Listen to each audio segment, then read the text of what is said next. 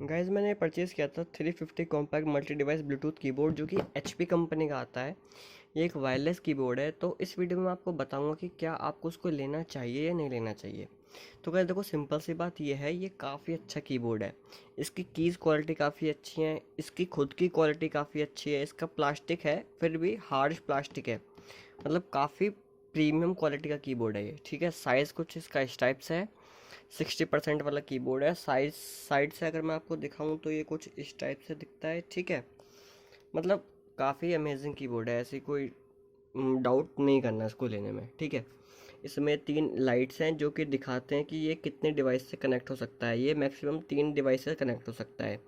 ये साइड में इसका बैटरी का इंडिकेटर है। ठीक है, और ये साइड में इसका ऑन और ऑफ का स्विच है। ठीक है, ये 3 डिवाइस से पेयर हो सकता है। फ़िलहाल तो मैंने इसको अपने लैपटॉप से पेयर कर रखा है और लैपटॉप मेरा मॉनिटर से पेयर है। ठीक है, मैं आपको उसकी कीज़ की साउंड सुनवा देता हूँ।